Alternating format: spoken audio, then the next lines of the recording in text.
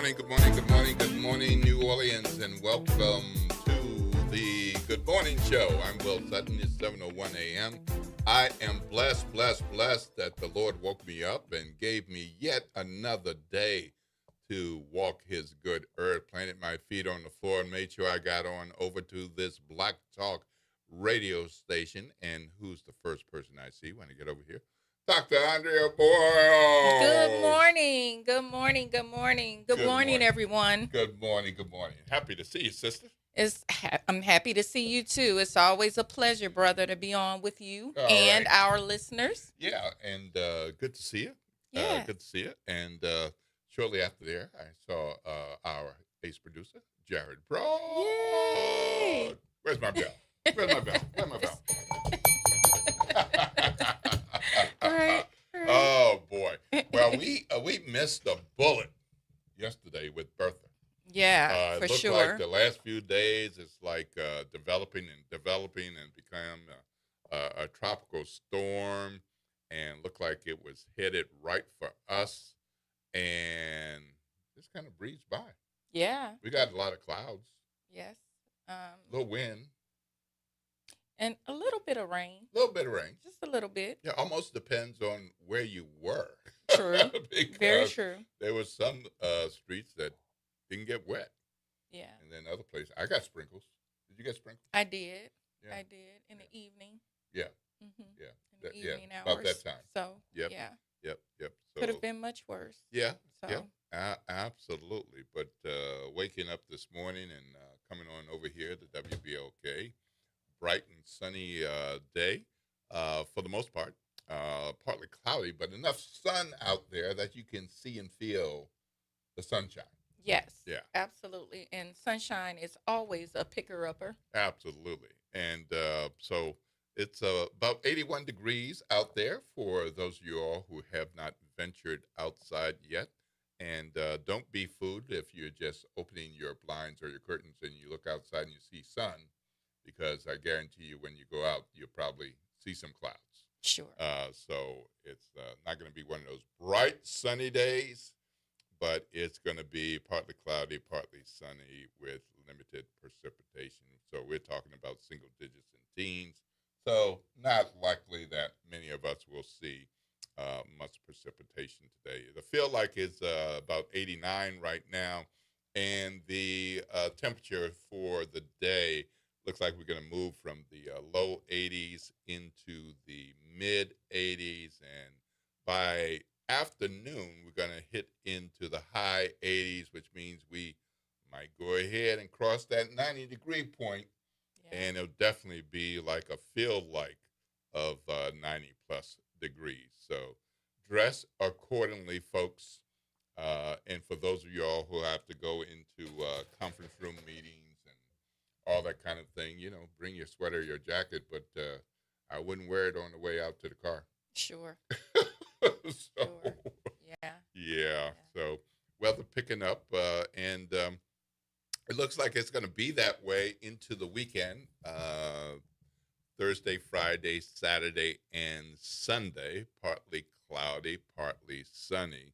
And then we're going to look like, at this point, bright sunshine on Monday and Tuesday. So as you plan your days ahead, that's what that's looking like. And if you're looking ahead to the weekend, it looks like you could still have a good outside time. You're just going to have to pick and choose when you go out, and it'll be fine. Yeah, because it's rough about 9:30. Yeah. And I might be pushing it, even saying 9:30, but it's, whew. But you know what? I am not complaining, because I would take this over snow and ice. Oh, yeah. For sure. Oh, yeah. Absolutely. So there's that. I've dealt with that. Me too. I've dealt with for most that. of my life. Oh, I won't man. say it was all snow and ice, that's for sure. Yeah. I won't go that far, but the Midwest is certainly frequented with snow and ice far more than what we might see here in New Orleans and, the South generally. So I've had enough to last a lifetime. Yes. And yeah, I'm enjoying the heat. Yeah. The heat, the warmth. Yeah, I don't need to see Lake Michigan frozen again. Yeah, Michigan. Now that's a whole other kind of Michigan Oh, winter woo, and Chicago woo, winter. That's woo, yeah. woo. That woo is the Yeah, right word. right, right, right. Yeah, Yeah. give me some heat. Yeah, I'm triggered thinking about that. But, I mean, nice places to visit, especially Oh Chicago. I boy. love Chicago, but Yeah, ooh, that yeah, wind. yeah, yeah, Yeah. yeah, yeah. So, anyway. Well, we've got quite a show planned for you today. Let me go ahead and let you know that if it's Thursday, this is the day that we hear from our Congressman, Troy Carter. Well, he's not available today. So we will not be hearing from the Congressman today. But he's sent word that he will be with us next week. So meanwhile, watch his social media, and because he's on there every day, see what he's been doing.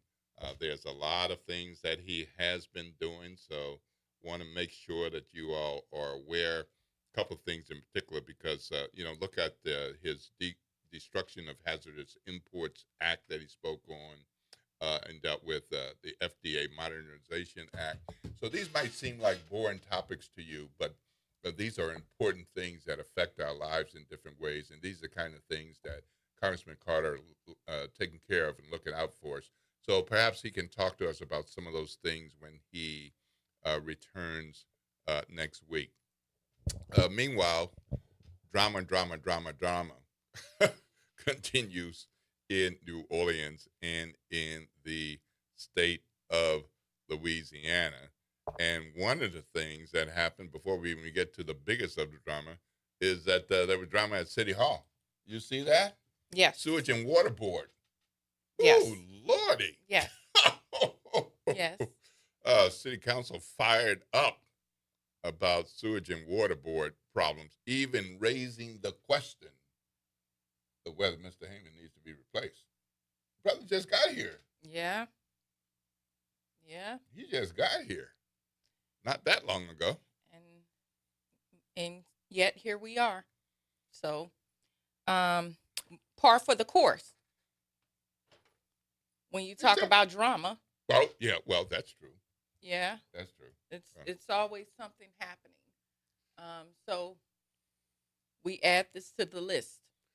Well, it's quite a list, and so this was the City Council's Utility Committee, and they were looking at the July 11th flooding that caused so many problems, and they have attributed to poor management, lack of adequate training, and a failure to tackle a litany of 311 complaints. So I stole that phrase from my colleague Joni Hess from Times Picayune. So I don't want you to think I made that up. Right. So that's what she reported in her story today, and that's a pretty good summary of what seems to have happened yesterday. Because when they say poor management, I'm sure they're pointing to Mr. Heyman's acknowledgement that there was, quote unquote, human error. Mm. And so somebody didn't do a part of their job, and therefore they made the problem worse. And some city council members are basically saying, no excuse. Yeah. We expect better. No excuse. You're affecting too many people's lives, travels, expectations. We know we flood here, but if there are things that we can do to prevent that, those are things that we should do. So J.P. Morrell and Council Member Amy McCarron from District A were kind of leading the charge on this round of questioning, and it did include the raising of whether Randy Heyman needs to continue in that role. But honestly, I mean that didn't come up first yesterday. That was in a Gambit story, which I know a lot of people look at Gambit, pick them up. It's free, but sometimes people look at it for the food and entertainment and the music and don't realize there's news in there. Sure. And so people may have missed that story Yeah. where talking about Mr. Heyman's future. So in Joni's story, she mentions how much Heyman makes, which is $427,000. It's a big job. Yeah.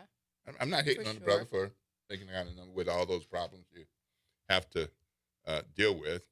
But J.P. Morrell said that salary seems to be, quote unquote, a waste of money. Hmm. How would you feel if somebody said your salary is a waste of money? You know that we don't even have enough time on air today. I can't. Uh, I know what I do, and so yeah, I think that makes for like 35 different overlapping kinds of conversations, beginning with gender inequality and Mm. a host of other things. So Mm-hmm. yeah, but nevertheless, good morning, everyone. And on that note, I'll say hello to our audience, Please those do. who have tuned in. Good morning, Alicia. So wonderful to have you on with us. Good morning, Jacqueline. So glad you're able to join us as well. And we'll have others, I'm sure, tuning in very shortly. And so you all feel free, of course, as always, to call in. Let us know what you're thinking. Post what your thoughts are, and I'll try to read them as much as I can and include them. The number here at the station is 504-582-9422 if you'd like to call in. And again, I'm so glad to be on air with you all, serving, of course, in my personal capacity and separate of all other affiliations. But it's a great morning, and there is a lot going on. And I'm so glad you mentioned the city issues, around the water and sewage board. I'm sure our audience have some thoughts about this. Oh yeah. Um, you know, first of all, the ongoing issues with sewage and water board, and then now, thoughts about or the possibility of replacement. Yeah. Yeah. Now it's been raised. So, this is one of those things where, somebody mentioned it. Nobody was thinking about it. Somebody mentioned it. And all of a sudden becomes a thing Yeah, that people talk about yeah. and talk about whether it's real or not. And Well, that was maybe going to it be my can become question. real. And, Yeah, is that you is know, that floating out there just as a veiled or subtle threat, not necessarily a real thing? Is right. it is But, it but, just but when you have the city council president raising that, that's kind of a whole different level. Yeah, yeah, I don't know. I'm just trying to contextualize, I mean, there are issues, obviously, ongoing issues, so Mm-hmm. they didn't just begin today. Mm-hmm. Ongoing issues around this, but I'm just contextualizing it, I guess, thinking about all the other things that are also playing out between the city and the state, and how is one thing on Monday and a whole other thing come Tuesday, Yeah. right? Right. On some of these major Mm-hmm. decisions, Mm-hmm. and who needs to be where, or who needs to be prosecuted even Yeah. or Right. not, Oh Lord, we're So going to get into so that. yeah, so Mm-hmm. yeah. Mm-hmm. Well, on a separate note, I know a lot of us care deeply about what the heck is going on with the Nolan Wells case. I wrote about that from my black man perspective, and the context was my grandfather was in a situation where he was the only black man in the room, and my dad was in a situation where he was the only black man in the room, and I've been in a situation where the only black man in the room. So, in essence, we have had a Nolan Wells kind of experience where we're black and proud Sure. and open to appreciate other people, but our black just don't go away when we are in those circles. And I'm sure in the circles that you travel in with your, as Dr. Boyles, you've been in those situations as well. Absolutely. And I would say that there are so many spaces and places that are still predominantly white, or that are predominantly empowered or led, or where the leadership and all those kinds of things are overwhelmingly white, to the point where it's almost inescapable that we would find ourselves on some level or another, in those spaces. However, yes, race didn't escape us. We take blackness everywhere we go, even if some of us don't want to recognize and acknowledge that. Mhm. The black experience doesn't shut off. And so, sure, I have been that person. I've been, from doctorate program, or doctoral program, to other spaces and places, have been the only black woman, black person, black woman, the first black woman, Mhm. Mhm. in terms of some accomplishments and achievements. I'm Mhm. sure that some of our listeners can weigh in on this as well. So much so, until even, and I want to throw this out there too, even when we think about things like hashtag say her name. Kimberly Crenshaw created that because of the invisibility of black women's experiences. Absolutely. It gets used for a lot of different people and Mhm. under a lot of different circumstances, but it Mhm. was really created for intersectional oppression Mhm. or intersectional experiences, meaning the experiences and the invisibility of black women.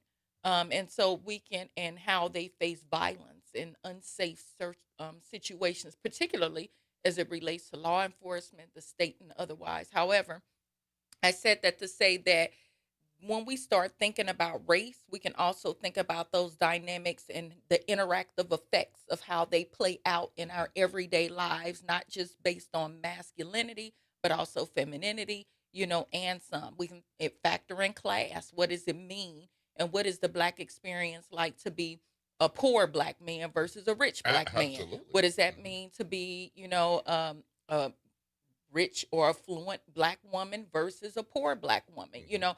So race, class, and gender all work simultaneously and create these dynamics that people, you know, use to decide how and if they will treat us, Mhm. human, humanity wise, Right. if we are worthy of humanity, so to Mm. speak. And so I said all of that, to come full circle to, this is a sad situation. It It really really is. is. Yeah, it really is. And I think that even in those spaces and times where we're talking about being the only, we can all maybe recall, no matter how friendly or otherwise folks may show up Mhm. and present themselves in that space, it's uncomfortable. It can be uncomfortable. It can, cause us to be more vigilant in some ways, and to be more mindful because of privilege, racial privilege. We have to think about what blackness means 365 and 24 hours a day. We don't get to cut that off, right? Sure And don't. so non-black people don't carry that cross, so to speak, and are therefore, then we know, historically afforded the benefit of the doubt in all sorts of situations, where comparably we are not. And so this would be one of those instances where and reason why there calls for more investigation. And so I'm just standing by, like many. I'm certainly tuned in and noting it all. But it is certainly a sad situation, one Absolutely. of many. Yeah, and we're going to give you an update about that case, the Nolan Wells case, coming up on the Good Morning Show.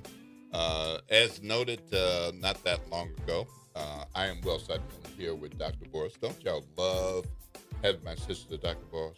You see Aw, what just happened? Y'all see aw, what just happened? We aw, got a that's so lesson. wonderful. We got a lesson. And I love them. I love them. So the Uh, feelings are mutual. All right. So Yes. it is 7:21 a.m. right here on WBLK.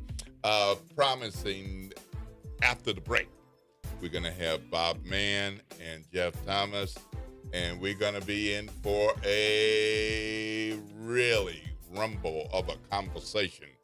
looking at Governor Jeff Landry, AG Liz Murrill, Mayor Helena Moreno, DA Jason Williams, because it looks like peace was offered, but it doesn't look like peace is what we have. So, 7:21 a.m. right here on the Good Morning Show.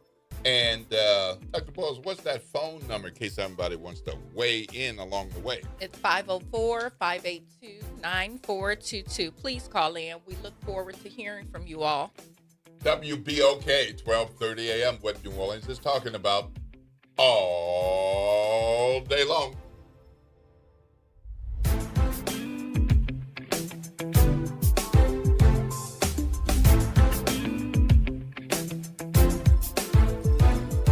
Good morning, everyone. I'm Elizabeth Kubel, and here's a look for you at your Thursday morning headlines. Tropical Storm Bertha is back in the Gulf, barreling toward Texas after bringing rain and strong winds to southeast Louisiana.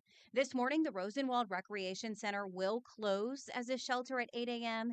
It'll then resume normal operations and be available as a cooling center. In other news this morning, criminal charges against Louisiana Attorney General Liz Murrill are dropped. Now, she and Governor Jeff Landry are taking aim at New Orleans officials, calling the indictment politically motivated. Murrill also says she would like to see a federal investigation. She specifically accused Orleans Parish DA Jason Williams of playing a role. Murrill and Landry say they believe the case was dropped to make sure records are kept secret.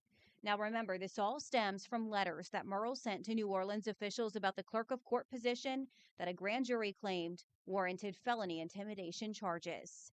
And that is a look for you at your headlines. Trying to grow your business or increase traffic to your location? We can help. WBOK 1230 AM has a number of solutions that will meet your individual needs. Give one of our consultants a call today at 504-582-9420 or email us at info@wbok1230.com. And remember, an investment with WBOK is an investment in our community. Call today. Life has a way of shifting priorities, changing needs, and pivoting plans. Home Bank is there for all of them. Their bankers partner with you for every step along the way, from understanding your needs to celebrating your success. Home Bank is invested in the vibrant spirit of our community and in you. So partner with them. Stop on by any banking center in the greater New Orleans area or visit home24bank.com to get started today. Good for business, good for life. Home Bank, a member of the FDIC. Greetings and salutations. I am Edward B. Coulon Smith, chairman of the board of the New Orleans Regional Black Chamber of Commerce. We'd like to invite you to tune in every Wednesday at 12 noon on WBOK to listen in on Black to Business and be a part of the movement that's going on. Thank you. Some things can steal your sunshine. Ugh, I just got my hair done. Sorry, the cooler's broken. Anyone see my flip-flops? Anyone? But COVID-19 can steal a lot more. I just took a COVID test. Ugh. Prescription medications for COVID exist. If you test positive this summer, ask your doctor if they're right for you. Visit Pfizerforall.com/COVID-19 to learn more. Sponsored by Pfizer. This is the story of the one who keeps multiple buildings running smoothly day after day. Plumbing that flows, HVAC that hums, cleaning supplies that keep surfaces sparkling. That's why she counts on Grainger. With easy reordering online and 24/7 support, Grainger helps her keep the products she needs on hand. So shelves stay stocked and buildings stay ready. Call 1-800-GRAINGER, click Grainger.com, or just stop by. Grainger, for the ones who get it done. This is your news update for WBOK from WDSU. For all your news and weather, watch WDSU News, New Orleans' leader in live, local, late-breaking news. Today at noon and 4 p.m. Tropical Storm Bertha out of our area, but will make landfall in Texas later today. We are going to see a few scattered showers throughout the day. Some of those could be on the heavier side. Also, gusty conditions, 25 to 45 miles per hour. Minor coastal flooding is still expected. Highs for today, 89 to 92 degrees. And then for tonight, few leftover showers, but most coming to an end. Lows 75 to 79. Then the heat returns as we get to Friday on into the weekend. From the WDSU First Warning Weather Center, I'm Raven Richard. Good morning. Wake up. The Good Morning Show. Good morning. On WBOK.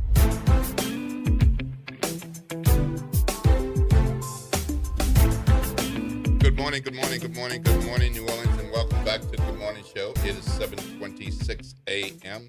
Got somewhere to be at 7:30. You got about 4 minutes, so hopefully it's not too far. Maybe you're pulling in the driveway, your parking spot.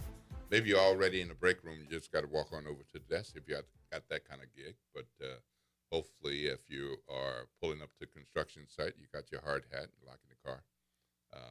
Put your shades up if that's what you do. But if you're still driving, please be safe. Our babies and kiddos are out there somewhere, not around schools, but they're playing Nord Playground, swimming, and elsewhere. I'm Will Sutton here with Dr. Andrea Boyles, and we promise you a good conversation after the break. And it is after the break, so welcome to the Good Morning Show, Mr. Jeff Thomas of Think 504 and Equity Media. Thank you, Will Sutton, Dr. Boyles, for having me here this morning. It's always a pleasure to sit in with you guys. Likewise. Right. And welcome from Baton Rouge, Bob Mann, ace American political historian, former journalist, political advisor, LSU, Manship School professor, retired author. Welcome, Bob Mann, to the Good Morning Show. Good morning. It's great to be with you both this morning. All right, wonderful. Well, you both are very knowledgeable folk. You follow the news, you follow the legislature, the governor, city politics, state politics, and we have ongoing drama.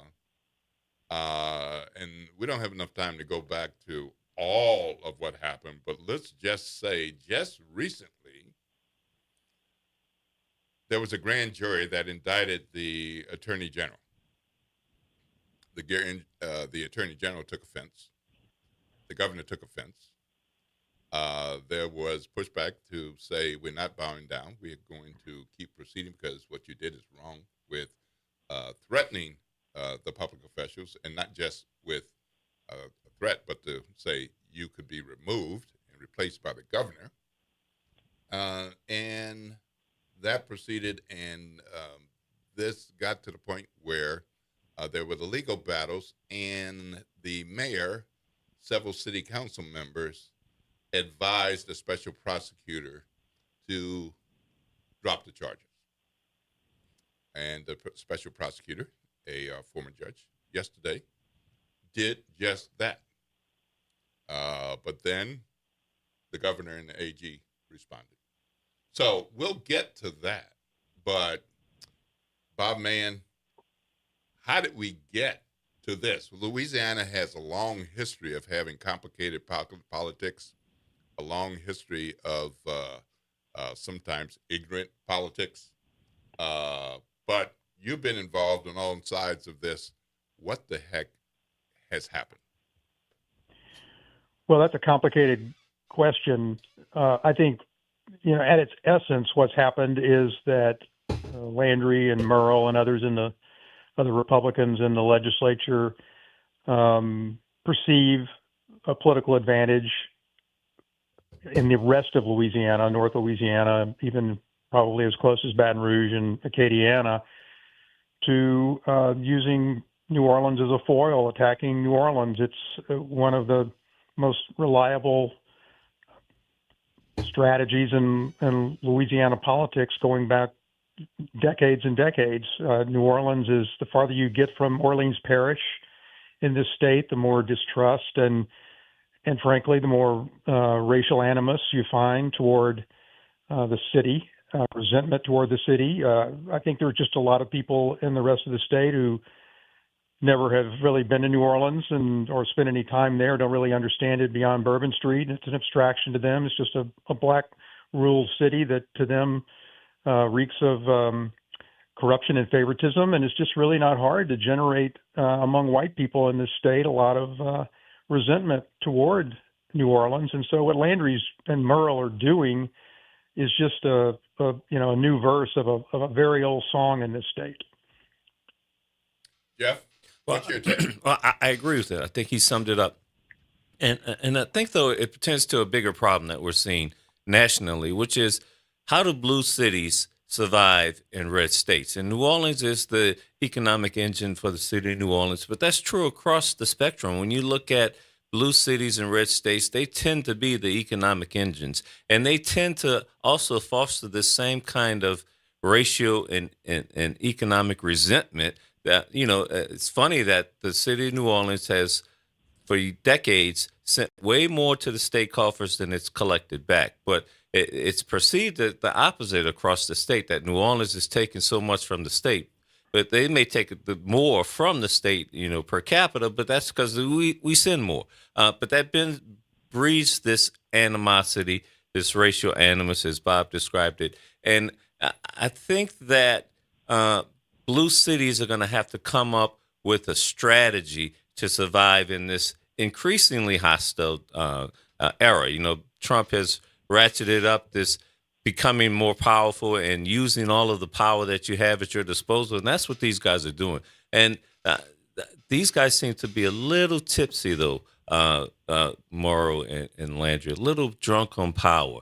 And they seem to be somewhat reckless. That letter that the AG sent could easily be described as intimidation, could easily be described as what the grand jury called a crime. And that the mayor and city council backed off of that. I think that there is a strategy behind it. Was it smart? Was it the right thing to do? We can talk about that. Yeah, well, there were basically got to a point where both sides were saying we're not bowing down. Right. Typically, that means I'm not giving up. I got a red line, and I'm not going to cross the red line. And we hear the word red line, phrase red line lots of times. We had red line with Iran in the war. Sure, sure. But how many times has that red line moved?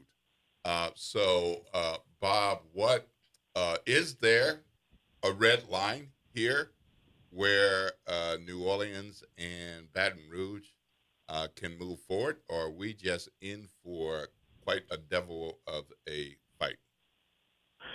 Well, I think what Jeff just said is probably true, that they are Landry and Merle and probably a lot of their allies in the legislature are going to act, I think, irrationally. I mean, the mayor and other officials, the DA and others, offered the governor and his allies an off ramp yesterday, and he refused to take it. And I think it would have been wise for him to take it, because I think that while he has the power, he probably has the votes in the legislature to do whatever he wants to do. In fact, they're talking this morning about convening a special session of the legislature just to punish New Orleans. They may or may not be able to get lawmakers to agree to come back into session to do that. And even if they do, they may or may not have the votes to do that, because the leader in the Landry's quote unquote leader in the Senate is from the New Orleans area and may not be willing to go all the way. Mm-hmm. But it's disappointing, I think, that the leaders in New Orleans have offered Landry a way to de-escalate this thing, and for whatever reason he sees, I think, more political advantage in he and Merle playing the victim and playing the aggrieved parties in this, and driving what they perceive as their advantage to a conclusion that I think is going to not only make the city of New Orleans weaker, but the state weaker. As Jeff said, I think it's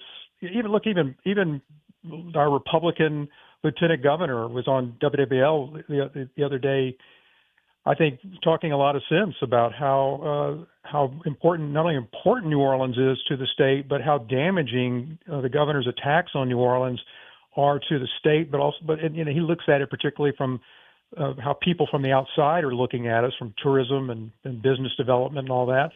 And it's just not an attractive place to be, either as a tourist or a corporation looking to expand when your governor and your attorney general are at open war with the leadership of the largest and most important city in the state. Well, and others might see this differently, but the way I'm looking at it, this was not the first offer for an off-ramp, because it was just a few days ago that the mayor said, okay, enough. Let's sit down and talk. And his response was, no, not until you get your house in order. I mean, that seemed like a olive branch. Yesterday seemed to be an olive tree. Sure. It's like, oh my God. I mean, what else could you do? Remove the charges and all, but we'll see. So let's go to the talk line. We've got Alicia. Good morning, Alicia, on with Will Sutton, Dr. Burrows, Bob Mann, and Jeff Thomas. Thanks for calling in. Good morning, everyone. Doc, I love what you said about the black woman. I love that piece. Good morning, Jeff. Hey, Alicia. I'm calling because I did mention this before. This whole scenario about Liz, Liz did break the law, and she put it in writing. Jeff, you and I sat on a board together. Well, I don't know if you were still there when this happened. We had an employee that violated payroll. Mm-hmm. And Jeff Landry, as Attorney General, mandated that we go after that employee for two reasons especially, because it didn't seem like he was that enthused about the fact that it was payroll fraud. But he succinctly said because that person threatened a public official. That person didn't want us to do that, and that person was trying to come at me because I reported the payroll fraud. So he forced us to go after the employee so she could be indicted for the payroll fraud and threatening and then trying to intimidate a public official to get what she wanted. And if that's not the same letter that Liz wrote, I don't know what it is. That person, the police came looking for her. She finally turned in. Liz, they were looking for Liz. She never did go in. That person had to pay a bond, to get out of jail for her infraction. Liz never did pay that. So what is the difference? Why is Liz getting a pass because of her bullying and because she did threaten our public officials? She did threaten them to tell them, if you don't do this, we're going to do that. And if that's not the bully tactic, I've said to different people, I was standing in support of the council and the mayor and the other people involved in it. You have to stand up to a bully. You have to. And once you let down and they ingratiate themselves, they're going to come back hard like the guy is doing. And shame on you, Laura Rodriguez, to where you talk to our officials and your daddy sat there with those illegal subpoenas and nothing happened to him. How dare you? I like with J.P. Morrell, how he answered. Bless her heart. You can't get no better than that. Bless her heart. All right, Talk about Liz. Let's get some Y'all response. have a good day. Lord's blessing. Thanks, Alicia. We appreciate you. All right. Yeah. Thanks, Alicia. I did serve on the board with her. I do remember the circumstance well, and she's right. One of the things, though, that I think, can you say above the law? Because it's apparent to me that the legal system that is under the thumb of Jeff Landry and Liz Murrow. I mean, I don't know if you guys have ever seen the Supreme Court on a holiday weekend, on a Friday night, get involved into a situation as quickly as they did. And I think that's part of the issue. I keep saying they're drunk with power because they, in fact, have complete control of the legislature, of the judicial branch, and of course, they control all of the levers of power on the governmental side. And so they seem to act oblivious to the fact, that there are some potential consequences to their actions. But if you go to the federal level, they are bringing in the feds. And so in this circumstance, in this time that we're living in now, they have complete control from the federal and the state level. I think there is, where are the levers of power that you can push back on? I think what we need is the business community in this state to step up. That is where You wrote about this on Think 504. I did write about it. I suggest people go there and read it. There are a few articles about there, and we're talking about some of the strategies that blue cities need to have in red states. And one of them is that the business community needs the business dollars to flow. Bob said earlier that this is impacting tourism. The attorney general, the lieutenant governor, was on another radio station talking about this. I didn't hear it because I always listen to WBOK. But the fact is that this is obviously, there are ripples that are occurring from this. And how do we fight back? How do we strategize in the city of New Orleans? One of the biggest levers of power, pushback, is the business community. And then also Cameron Henry has to stand in the gap. I mean, he is the Senate president. He's from Metairie. He understands the importance of the city of New Orleans. And so political leaders who are more mainstream also have to be courageous in this era. Otherwise, Landry and Murrow seem to be ready to be bowling balls and knock down all the pins. So, Bob, Jeff just said Cameron Henry has to stand in the gap because he understands the importance of New Orleans. Does the governor understand the importance of New Orleans? And, because shouldn't every elected official in the state, now I get what you said about legislators, the further away you move from New Orleans, they don't really care, and they see New Orleans different. But the governor of the state?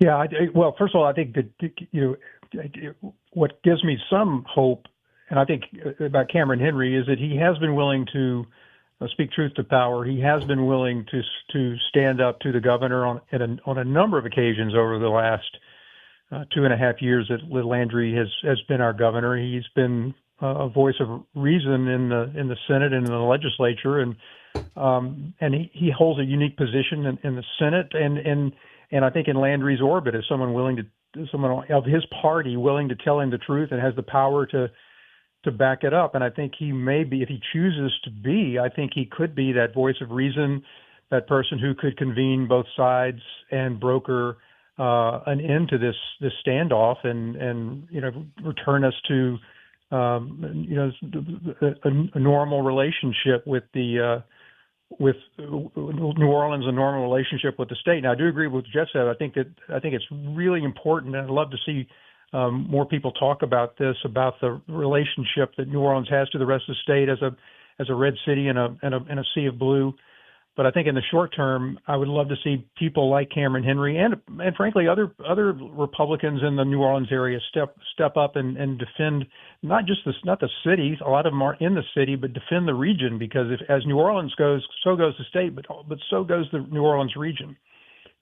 That's right. And regionalism is very important. And I picked out Cameron Henry because of his unique position. Yeah. But I think Bob's 100% right. All of the surrounding parishes have to understand, recognize the importance of New Orleans St. Bernard, Plaquemines, you name it, Jefferson, St. Tammany. All of these parishes are dependent to some extent on the success of New Orleans. And if New Orleans goes by the wayside, so do they. So they have skin in this game, and they need to be able to stand up to the government. Part of the problem, though, in this era is, the MAGA crowd tends to, irrationally follow whatever the talking point is of the day, and the talking point of the day right now is bash New Orleans, bash New Orleans, bash New Orleans. And so until we get off of that, and until somebody's willing to step outside of that paradigm, we are going to be stuck in this cycle, and some people have got to stand up. Thank you for saying that, Bob. There's so many things happening right now that are so important to the city of New Orleans and the state of Louisiana. I can't imagine how the NFL is looking. Sure. As they consider a Super Bowl site. Sure. I can't imagine how Meta is looking. Sure. As they're looking to invest $50 billion in Louisiana. And that's just two. Yeah. And so many more things. But look, we got to take a break because, Mr. Thomas, that's important. Yeah, please do that. Please. We got to take Jared, a break. Do what you got to do. We're going to take a break. I am Will Sutton here with Dr. Andrea Boras. We're talking with Bob Mann and Jeff Thomas about the drama between Baton Rouge and New Orleans. Let's be clear, when I say Baton Rouge and New Orleans, I don't mean the citizens. I'm talking about the leaders of. The political leaders. That's who we're talking about. We're going to get back to some of this, more of this conversation after the break. And in particular, I want to focus on one particular part of what the governor said yesterday and get you all to respond to this. Oh, okay. All right. So 7:46 a.m. And Dr. Boyles, what's that talk line number? Yes, it's 504-582-9422. We look forward to hearing from you all. This is WBOK 1230 a.m. what New Orleans is talking about all day long.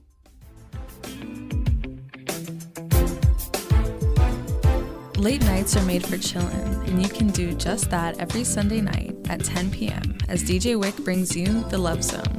It's the perfect way to top off your weekend with your favorite old and new school ballads. So sit back, relax, and let DJ Wick take you to the Love Zone on WBOK and on the World Wide Web at WBOK1230.com. This is The Law in Your Legacy. I'm attorney Pete Hamilton. I'm attorney Ryan Hamilton. Comparing the cost of wills, successions, and trusts. A will might only be a few $100s, but your family could end up paying more in legal fees. Trust costs more upfront, but saves time, stress, and potentially thousands. Think of it as paying a little now to avoid a big bill later. Smart planning means big savings for your family. This is not legal advice. That's just a tip brought to you by Liberty Bank and Trust. For more information, go to libertybank.net or contact us at 504-915-5016. Greetings, New Orleans. It's Jamar McNeely, CEO of Inspire NOLA. Join us for our annual Inspire the City Backpack Giveaway on Saturday, July 25th, beginning at 10 a.m. at McDonough 35 Senior High School.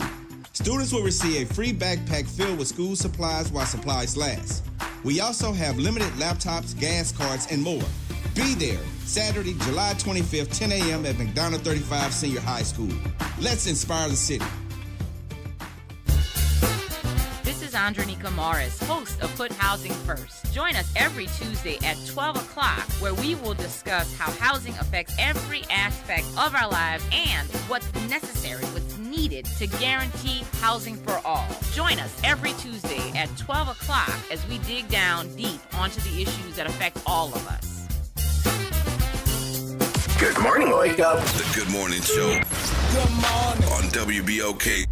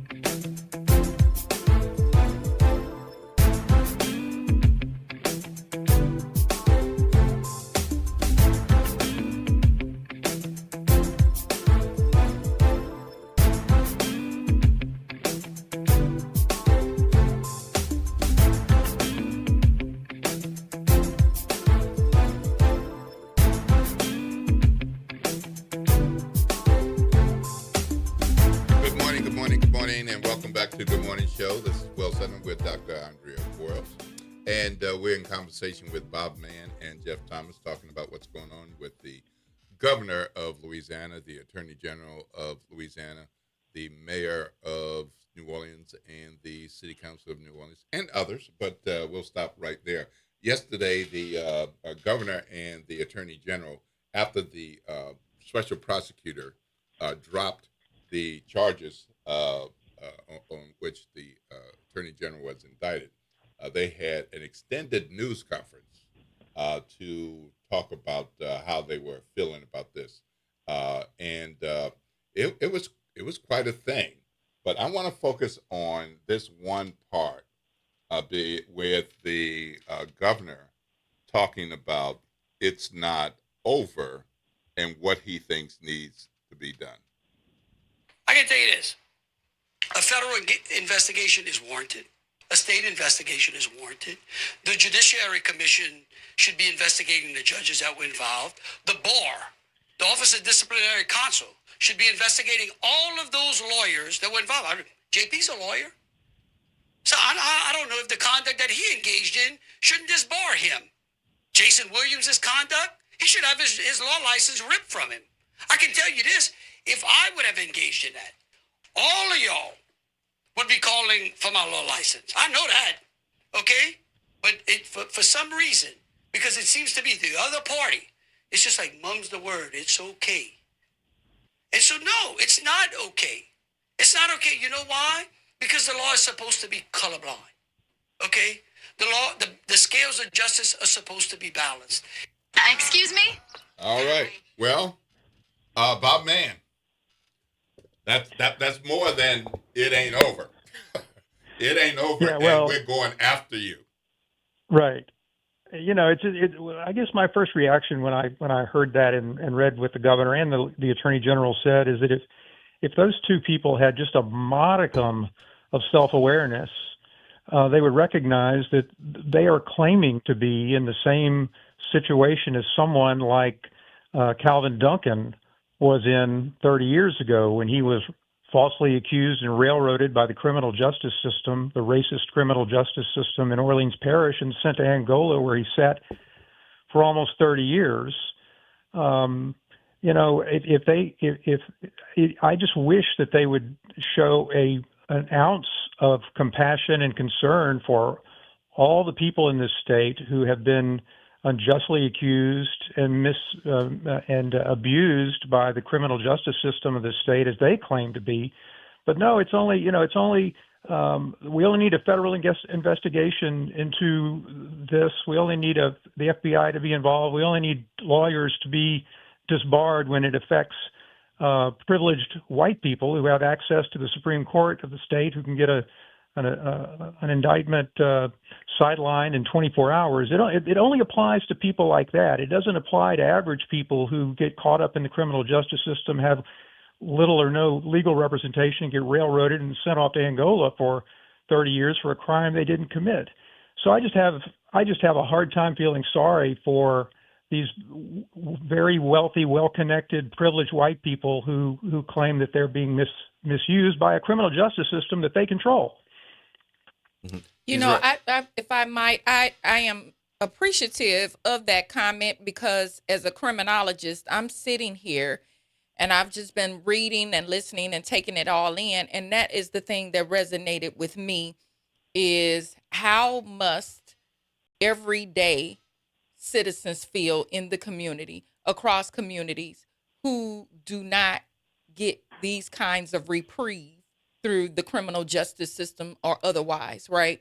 That, you know, this back and forth and this idea of, you know, if it had been me, or if it had been that person, or if it had been, you know, such and such, among people who are privileged and empowered in the system.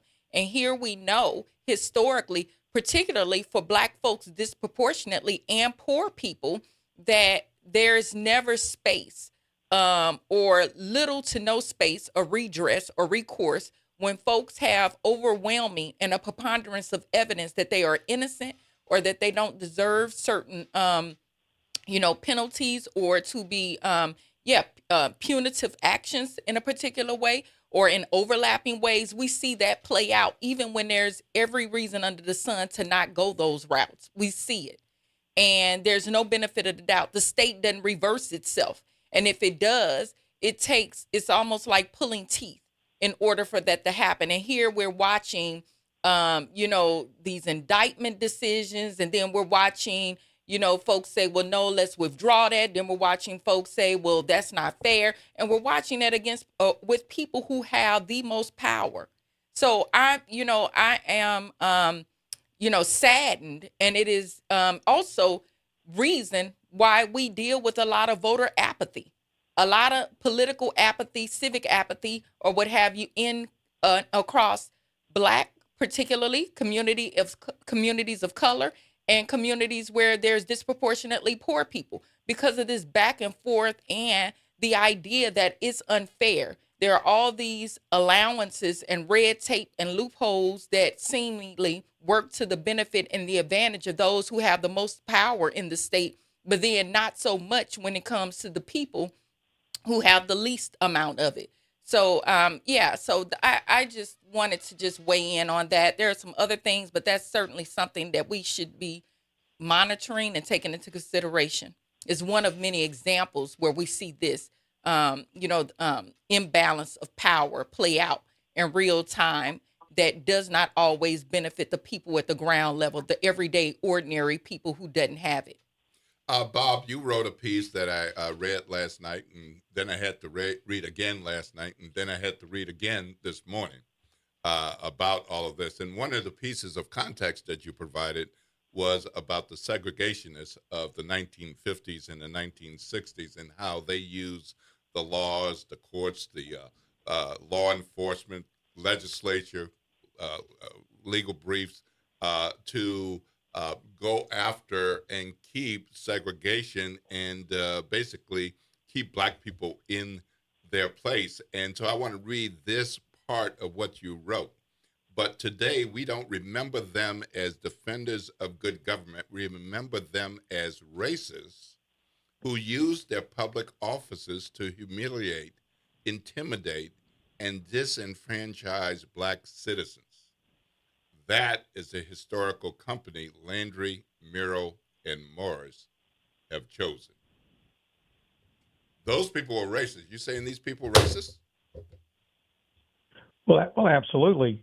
I mean, I don't think there's any question about it. And like a lot of MAGA people, they seem actually proud of it. I mean, it's part of their identity. It's not a bug. It's a feature of their politics. So absolutely. And the politics are certainly racist. And I think that's why they're doing what they're doing, because it plays well among white people in North Louisiana. Here's to me is the most ironic thing. You guys watch movies, right? What is this thing in recent vampire lore? How does a vampire get into your house?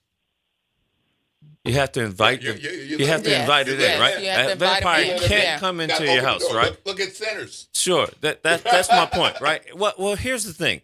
The irony of this is that the reason the state is even messing around in the affairs of New Orleans is because J.P. Morrell and Helena Moreno called in the state auditor because they were questioning LaToya Cantrell's books.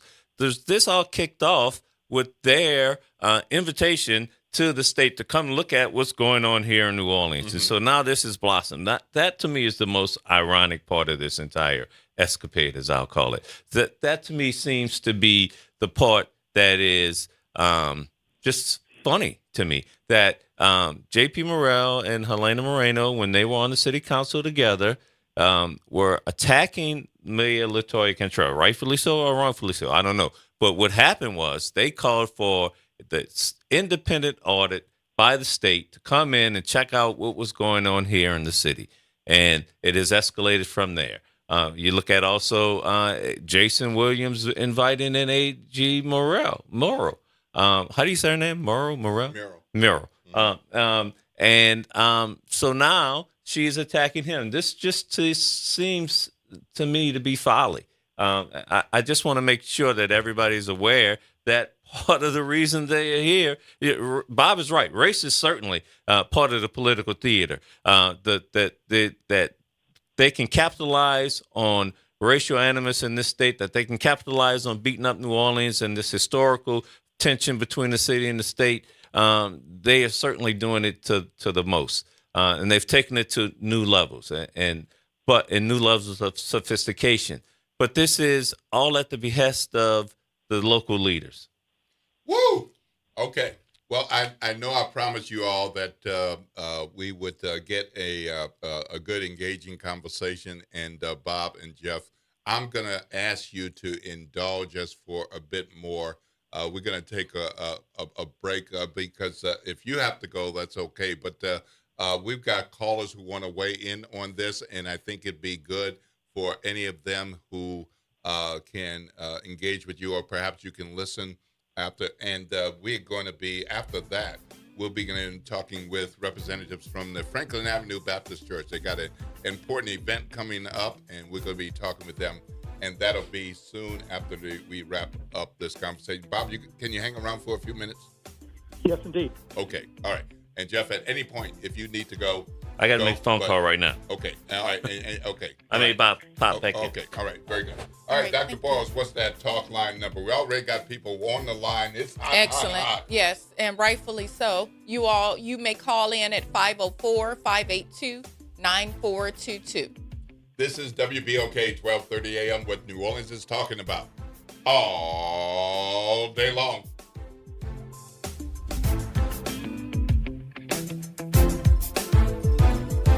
WBOK New Orleans, home of the Good Morning Show, 7 to 9 a.m. weekdays. I'm Bree Wood with BIN News Now. A preliminary hearing continues in Los Angeles for singer David. Criminal defense attorney Manny Medrano says it's unusual for a preliminary hearing to take place so soon after an arrest. This is really the speed of light to get a case like this of a high-profile nature to the preliminary hearing stage. Prosecutors are presenting evidence in the death of 14-year-old Celeste Rivas Hernandez. Tyler Perry Studios is expanding its production capabilities with a major new virtual production stage in Atlanta. Perry says the cutting-edge technology will help keep film and television projects and jobs in Georgia by reducing travel and set building costs. And rapper Latto is joining Doja Cat on the road this fall as the opening act for the Tour Ma Vie Tour. The 31-city trek kicks off October 1st in Detroit and wraps December 1st in New York, following the release of the duo's new collaboration. Get BIN News Now, on demand 24/7 on the iHeartRadio app. Good morning, wake up. The Good Morning Show. Good morning. On WBOK.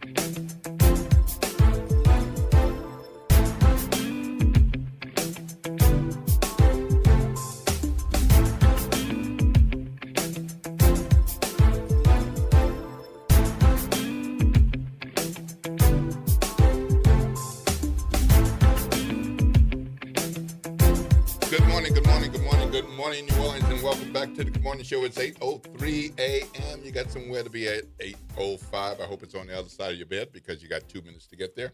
So hopefully you can just roll on over, fire up the laptop, and be at work. I'm Will Sutton. I'm here with Dr. Andrea Boris. Good hot conversation about the drama. Absolutely. With the governor, AG, the mayor, city council, with Jeff Thomas from Think 504 and Equity Media, and Bob Mann, a American political historian, analyst, critic of the governor, journalist, communications professional, worked on numerous campaigns, retired LSU journalism communications professor, formerly the Manship Endowed Chair in Journalism. For what, Bob? About 18, 19 years, thereabout?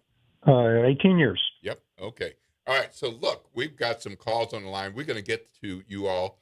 But first, Dr. Boyles has a thought. Yeah, I just wanted to, talk about or highlight the idea that race keeps coming into the conversation, right? And people have a problem with that. I'm looking at our listeners' comments. I'm looking at thinking about our guest comments and so forth.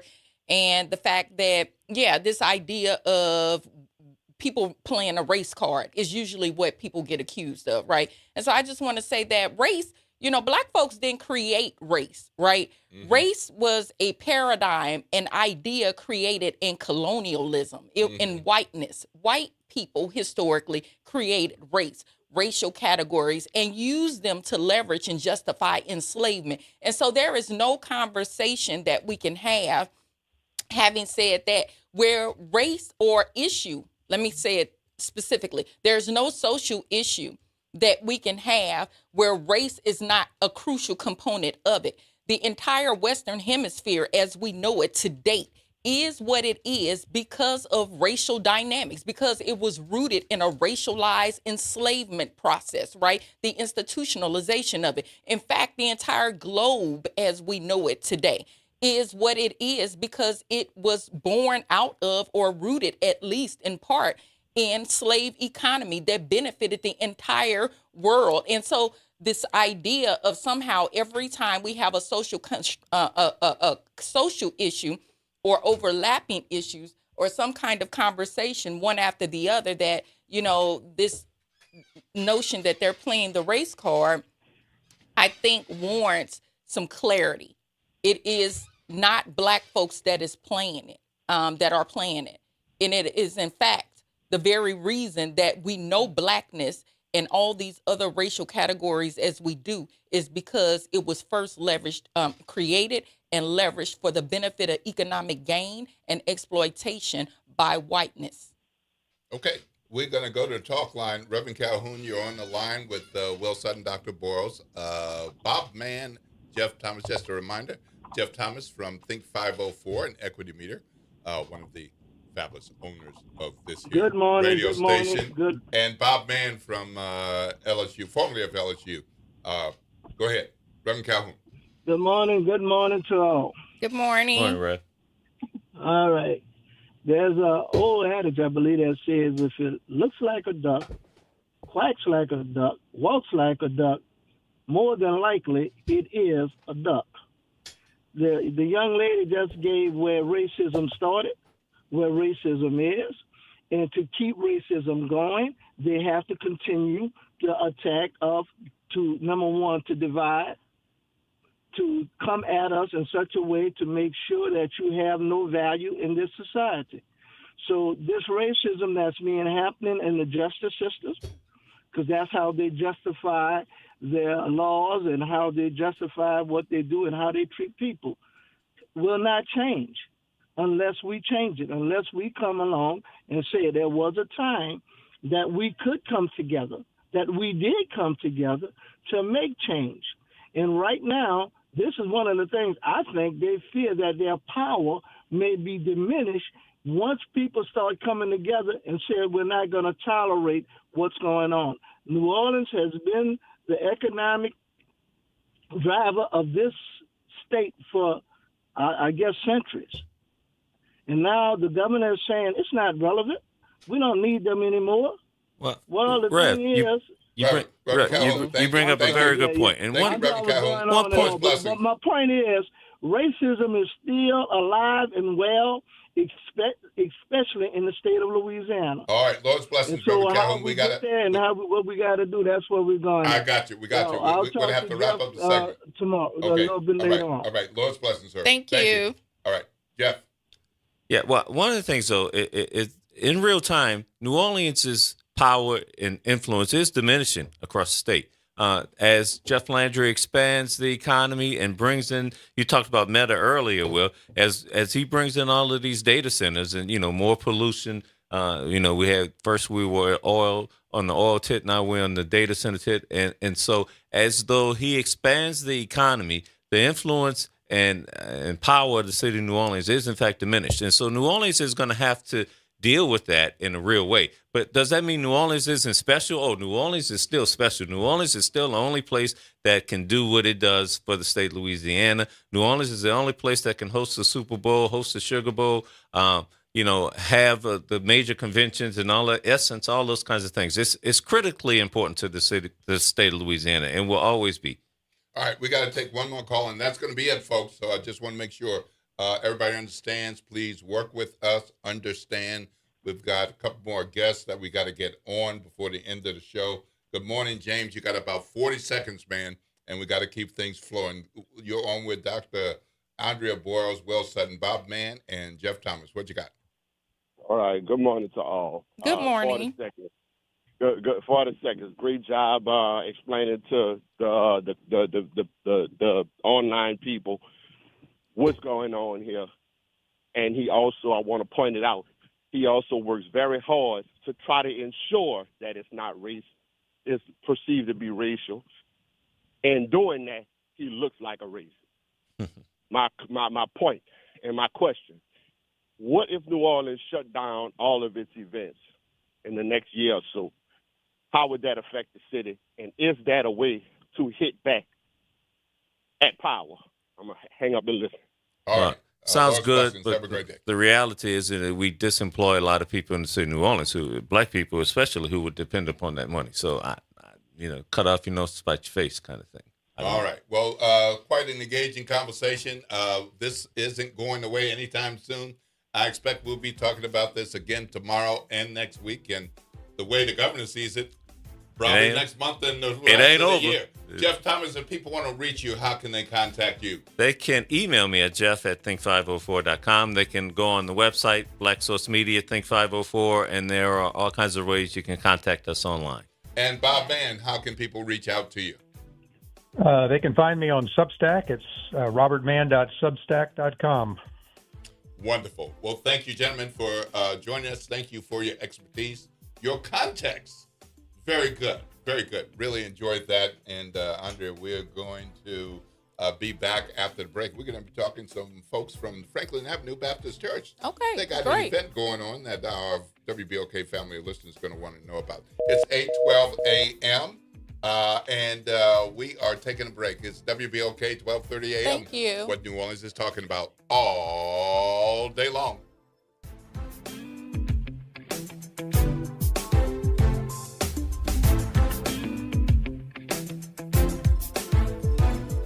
Good morning, everyone. I'm Elizabeth Kubel, and here's a look for you at your Thursday morning headlines. Tropical Storm Bertha is back in the Gulf, barreling toward Texas after bringing rain and strong winds to southeast Louisiana.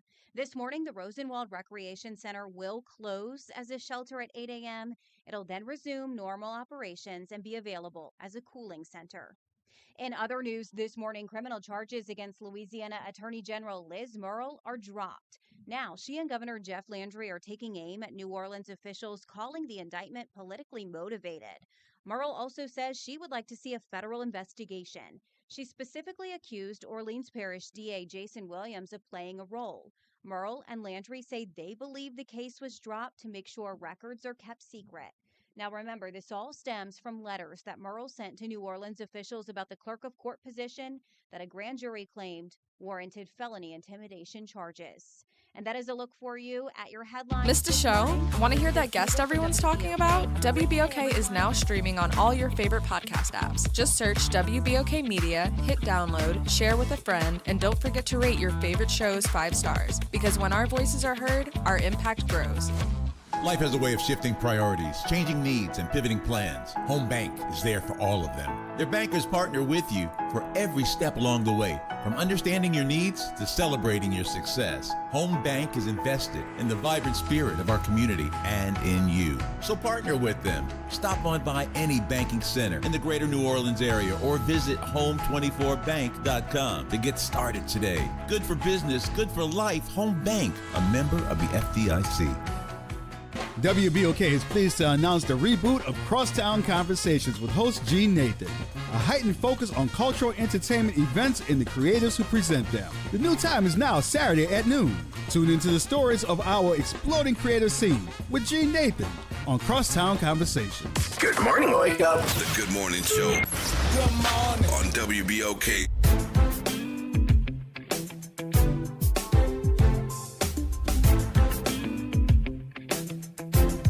Good morning, good morning, good morning, good morning, New Orleans, and welcome back to the Good Morning Show. I'm Will Sutton with Dr. Andrea Boyles. What a conversation, what a conversation. Yes, that drama is going to be continuing, and we are jumping into a conversation now that we are going to move on and talk about Franklin Avenue Baptist Church, because Franklin Avenue got an event that you all want to know about coming up this weekend. But first, have you been to WBOK before? No. Have you been to WBOK before? No, All right, we have so not. here's what we're going to do. All right, so here's what we do. So we like people to know. So we have people come back periodically and some on a regular basis, but when it's first time for sure, we like to make sure that people know who they're talking to, who they're listening to. Who your mama and them? Yes, I am Jasmine Luter. I have a master's in public health, and I'm a maternal health advocate. And I am the wife of Chip Luter, who's the pastor elect of Franklin Avenue. All right, very good. And I'm Yanata Essex. I am a licensed clinical social worker, owner of Brighter Days, and I've been really active in Franklin Avenue Baptist Church with the Holistic Health Ministry. All right. Well, not all churches have a holistic health ministry. Mm-hmm. Some have health ministries or grief ministries, and Franklin Avenue, of course, is a large enough church that has like all types of ministries. But Yes. and I put it out there, I'm a member of Franklin Avenue Baptist Church. So there are a number of ministries and different ways to help people. But why does Franklin Avenue have a holistic health ministry? So our holistic health ministry started off as the nurse ministry, and through the years we recognized that we need to really incorporate not just physical health, but also look at mind, body, and spirit. Mm-hmm. So we changed our name to the Holistic Health Ministry because we want to serve the whole person. In our ministry, we do a lot of health education of health issues, and we also like diabetes and hypertension, things that are pertinent in our community and that are affected in our church. So mental health is part of that. So that's why we really include not only nurses but social workers and other people outside of the traditional medical, but anyone that treats the health of a person is welcome to our ministry. And even if not, if you have an interest, we will. Well, in case you don't know, Dr. Boyles has a number of backgrounds and expertise, but I'll just point to two, sociologists and criminologists. So health is critical to her work. Yes. Yes. And what she sees and what she researches and all. Yes, thank you all for being here. This is so important, and I appreciate the holistic approach, right? And so I guess one of my questions, and not to get ahead of all the many things that you will share with us, but if you will you speak a little more to why it's so important to think about the totality of who we are? Because I think, and the reason why I'm saying that and circling back to it is like you said, because I think sometimes people focus on one part, like the physical, and then we will think it taboo or embarrassing and shameful to deal with the mental health component of who we are or the emotional component, those kinds of things. So if you will kind of speak to what you, why it matters and what you see or hope to see, even in the work that you're doing.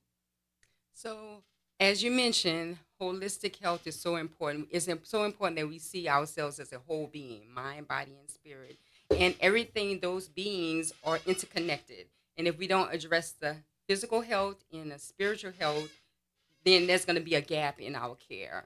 And one of the things that we often say when we are planning a mental health forum is that mental health is health.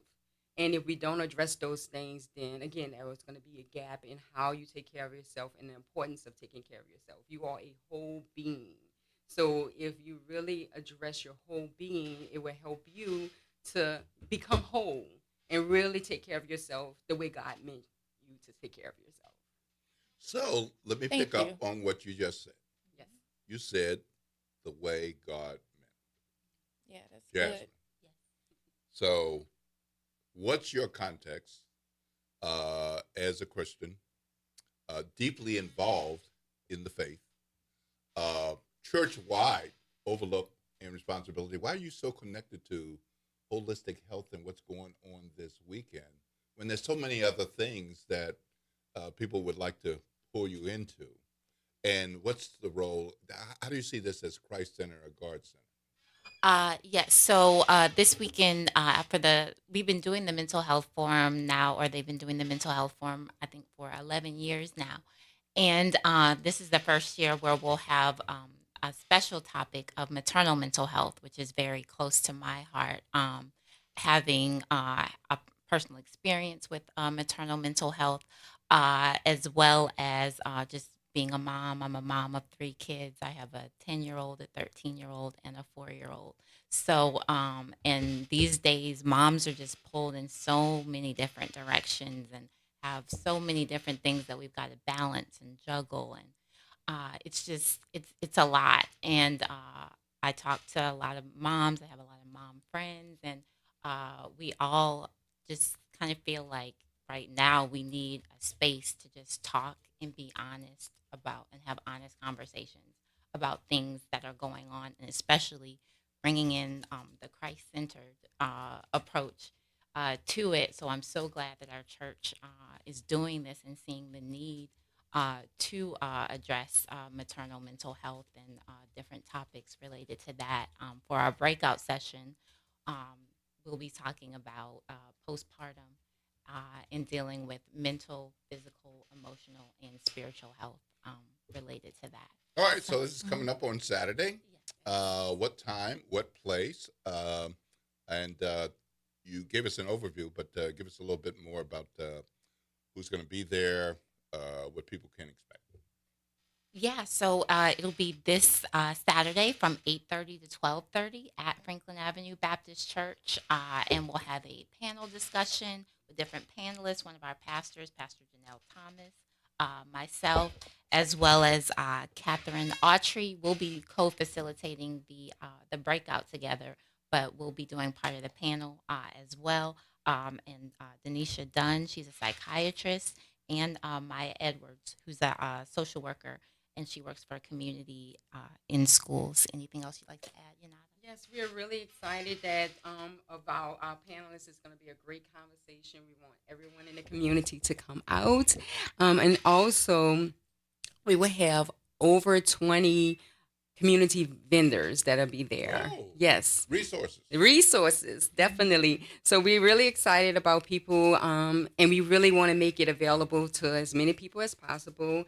We have some set aside time for people to actually go visit these vendors. We take a break from the conversation and let people visit these vendors, get some resources, make some connections. In addition to this, we are partnering with NAMI, Southeast Louisiana. And what NAMI is? The National Alliance on Mental Illness, And they do great work, and this is their second year partnering with us. They've always been a vendor for 11 years. They've been a vendor with us, but this is the second year that they're going to be a sponsor. And they are also offering CEUs to professionals. So social workers has already been approved. Other professionals, they will have to contact their board if they are interested in getting these CEUs.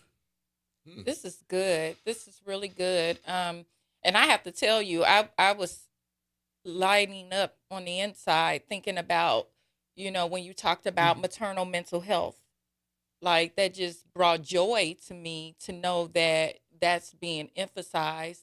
Not that any other areas or any other persons doesn't matter, but I was just especially tuned in when you said maternal mental health, because I think it is so discounted and deserving of attention. So thank you all so much. And what about, and on that note, what about men? Do you have anything in particular that zeroes in for men? I think sometimes, gender-wise, they are less inclined to admit to needing mental health. Mental care. Yes. Yeah. So for our maternal mental health breakout, we are encouraging spouses, significant others, other people who support the moms, because when you support a mom, you kind of build up the whole community and you build up the whole family. So we are. It's not just for moms. Okay. Yeah. Good. We want the dads and the significant others and granddads, everything. We want them to be there as well. That's excellent. I would just add that this is our first time doing a breakout session, and in our planning, we really did look at who are we going to focus on first. So we started with the moms, and we want to see how this works, because we know that men, especially Black men, are not taking care of their mental health. Yes. And hopefully and prayerfully, this will go well, and we will have maybe even more breakout sessions that are specialized in certain populations so they can get what they need in smaller settings, because in the bigger setting, they may not get what they need, but in these breakout sessions, we're hoping that their needs are met and they are able to talk about what is the issue that's been bothering them, what's been going on with them, and get the help that they need and know that it's okay. And one of the things I definitely want to mention before we wrap up is that we want the community to know that it's okay to have mental health issues. It's okay to be dealing with things. It's not okay not to deal with it. Right. So we want you to get the help that you need. And that's why we're doing it from the church, because we know that most of the people in our community, when they are dealing with issues, they come to the church. So we want to provide those needs for them and know that there is a stigma with mental health, but let's break this stigma, get the help that you need, and treat your whole self. Back to our original statement. All right, we're going to wrap up. Jasmine, question for you and a request. Do you have to be an FABC member to attend? And once again, give us the date, time, place, and how to contact. No, you do not have to be an FABC member, and it is this coming Saturday, 8:30 to 12:30, at Franklin Avenue Baptist Church. And as far as for registering, because registration is still going on, you can register on www.franklinabc.com. And I just wanted to reiterate Yanada's point that it's okay not to be okay, but it's not okay to stay there. All right, Good, very good. good. Well, Thank you so all. much. Thank you all Thank for you. coming Yeah, this in is good. and being flexible and coming in person. Surely has made a difference to look at your beautiful faces and have this engaging conversation about something so important. Absolutely. To our community. It's 8:27 a.m. I'm Will Sutton with Dr. Andrea Boyles, and we've got more of the Good Morning Show coming up right after the break, because we're going to be talking with none other than our friend from the Morial Convention Center, Jim Cook. He's back again. So we're going to be talking about some things happening in and around the convention center after the break. It's 8:27 a.m. You got somewhere to be at 8:30. I sure hope it's on the other side of your bed so you can just slide on over to that laptop, fire it up, and tell the boss you are at work and going. Otherwise, if you need to drive, take care of those personal items at home. Gentlemen, mustache trimming at home, not in the car. Ladies, makeup at home, not in the car. Don't be a crazy driver. Take care of yourself and watch out for others. This is WBOK, 12:30 a.m., what New Orleans is talking about all day long.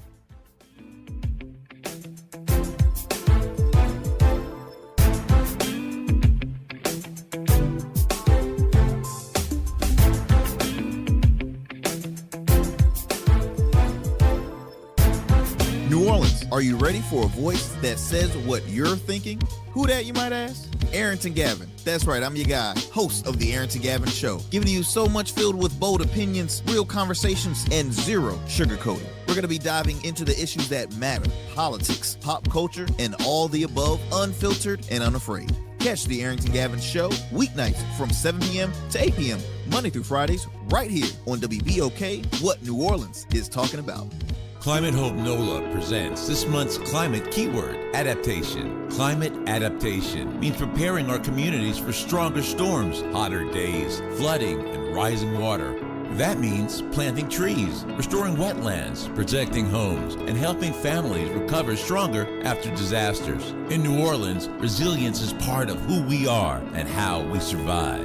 Learn more, stay informed, and take action with Climate Hope NOLA. Visit Team Hope NOLA on Instagram to learn more. Greetings, New Orleans. It's Jamar McNeely, CEO of Inspire NOLA. Join us for our annual Inspire the City backpack giveaway on Saturday, July 25th, beginning at 10 a.m. at McDonough 35 Senior High School.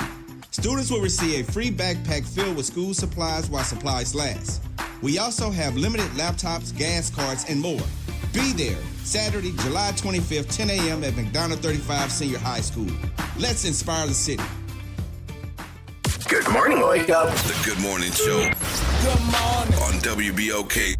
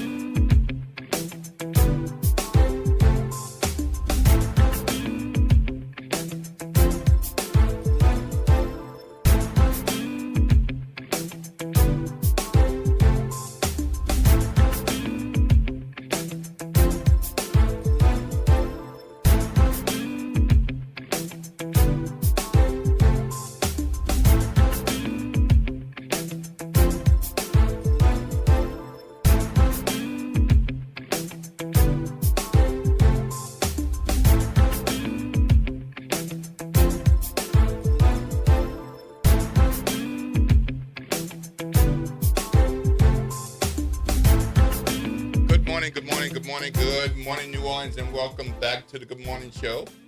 It is 8:32 a.m. You got somewhere to be at 8:30. Guess what? You are late. You late. So it's all right. Just, have a good story. You can't have a fourth grandmother that died. And I don't know about the rodents taking over your house or anything like that. But you're going to have to come up with something. But how about, excuse me, sir or ma'am, I'll do better next time. Right. But make sure you get there safely rather than be late and rush and never make it. Don't be one of those crazy drivers. So 8:33 a.m. I'm Will Sutton with Dr. Andrea Boyles. Good couple of conversations. Really enjoyed that health conversation. Very hot issues. Yeah. And hot responses, rightfully so. Absolutely. Our listeners are fired up online. That's right. So we're moving into conversation with our friend Jim Cook, CEO and president of the New Orleans Ernest and Morial Convention Center. Happy to have you back, sir. Good morning. Good morning. Great to be back. Wonderful. Well, you got somebody with you today, Ms. Robin Barnes, vocalist, songwriter, cultural ambassador. Yes. I feel like you're going to have like 3 more titles. There are 3 more. Okay, I bet. So welcome, Robin. How are you? I'm blessed and highly favored. Thank All you for right. having Well, good. me. Have you been to WBOK before? Not the new location. This is pretty nice. Have you, did you go when we were at Gentilly? Of course. Okay. All right. So it's been a few years. It's been a few years. So people may not have heard Robin Barnes on WBOK. Y'all missing out. Okay. So Jim knows where this is going. So we need to make sure that our WBOK family listeners knows a little bit more than what Will Sutton just said. So who your mom and them?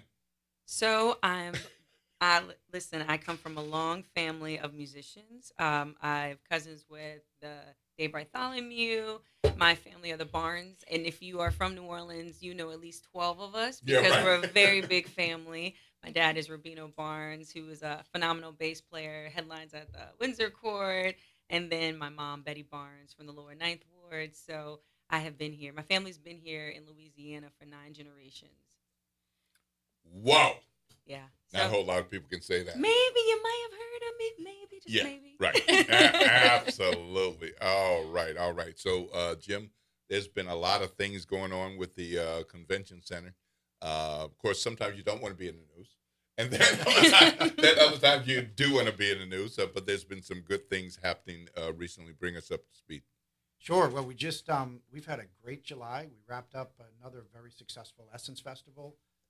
And as we talked about last time I was here, I got to experience it from the convention center. So I had a whole new experience for Essence Fest that I had not had in my previous times. So it was a great time seeing what happens at the convention center. We had almost a record-breaking Friday. So huge numbers of folks on Friday, huge numbers on Saturday.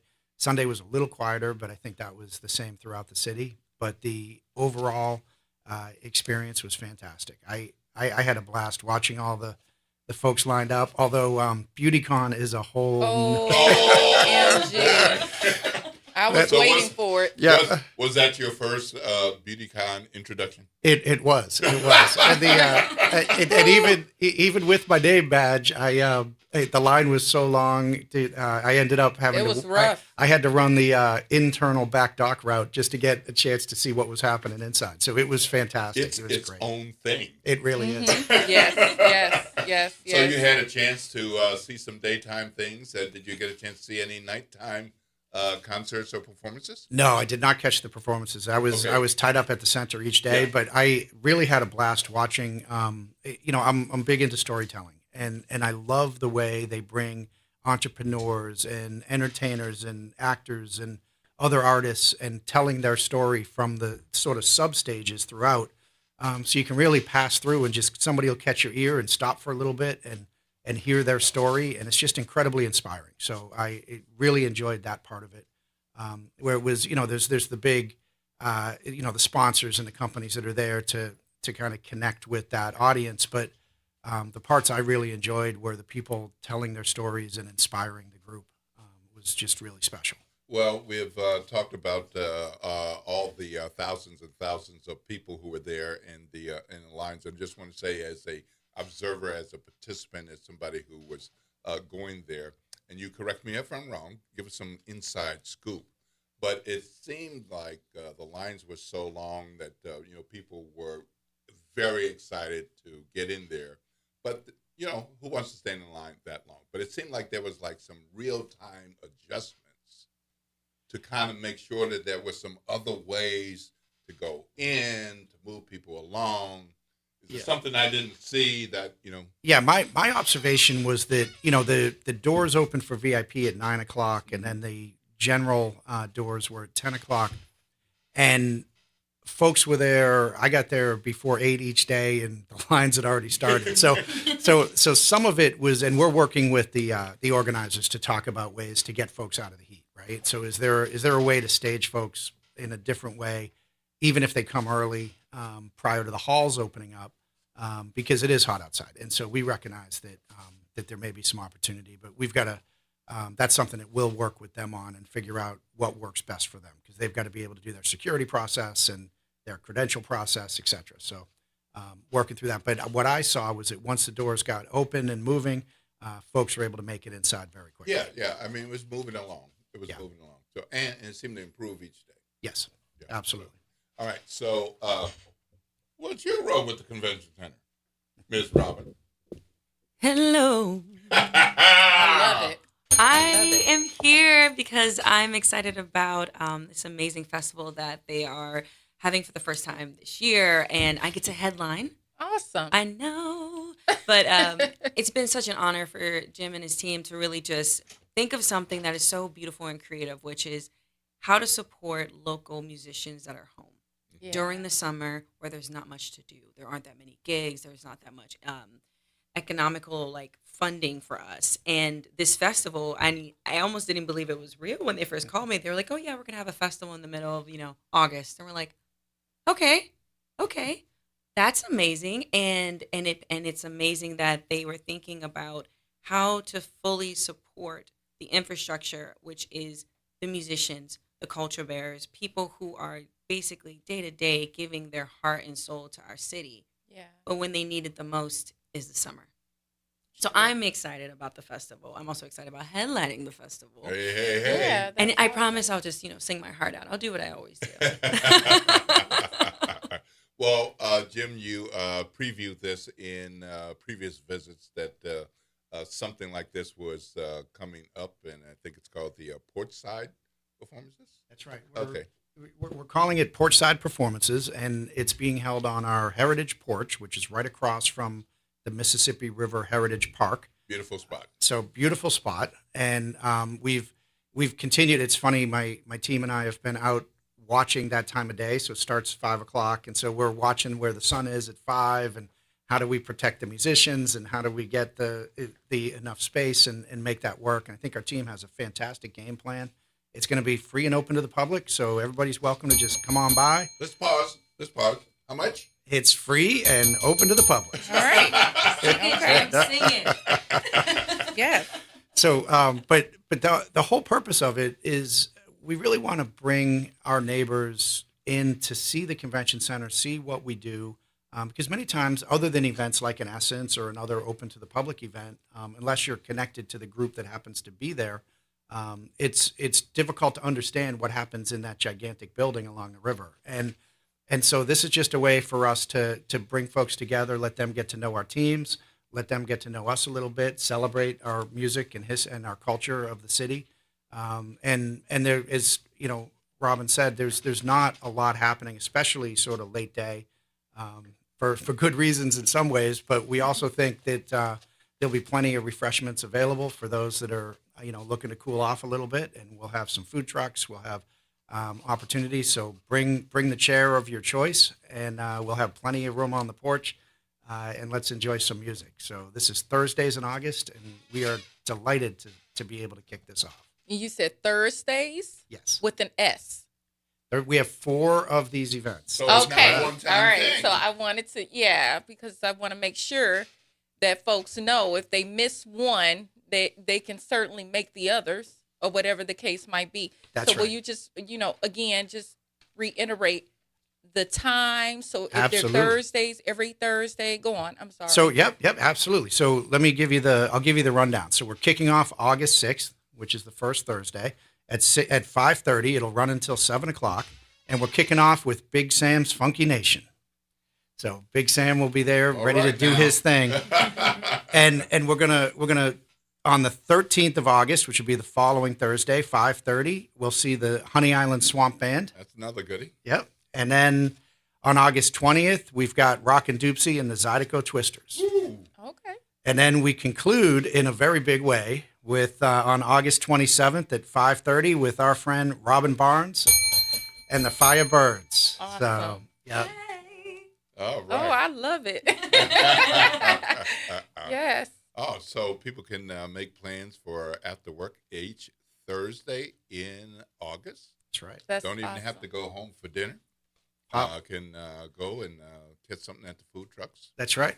Nice cool drinks, I hope. There will be plenty of cool drinks as well. Yeah, Yes. Yeah, and free performances. And we've got a weather plan just in case. The one thing that we do have is space. And so if we are looking at difficult weather for the day, we have a way to move it inside. And we'll be right in that same location. So we'll just drop into our atrium in Hall C and be able to get people out of if there happens to be rain that would interfere. So we've got a good plan. So All right. Now, I know sometimes I travel with a yard chair or two in my vehicle.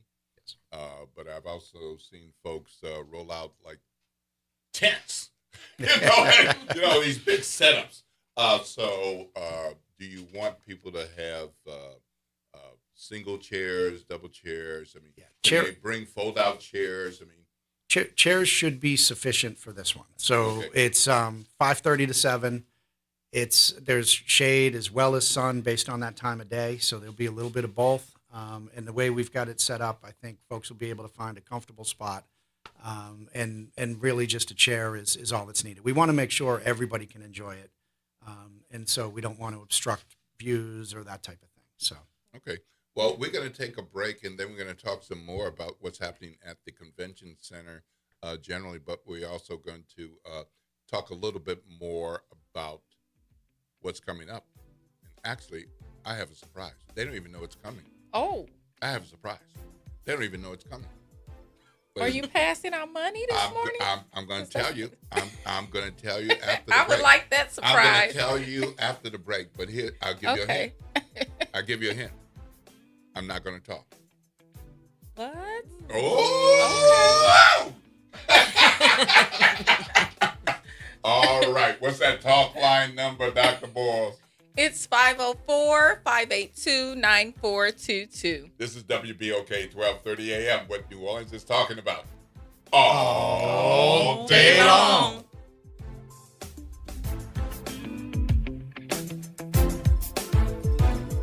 This is The Law in Your Legacy. I'm attorney Pete Hamilton. I'm attorney Ryan Hamilton.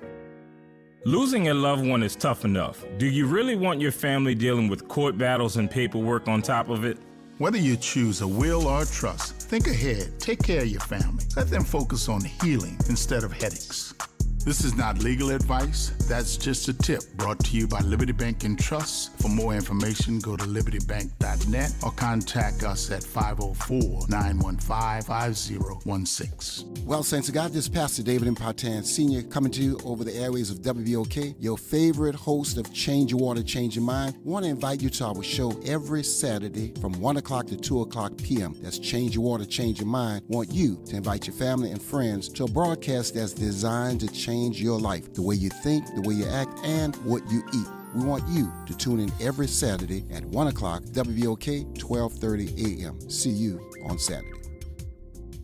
Good morning, wake up. The Good Morning Show. Good morning. On WBOK.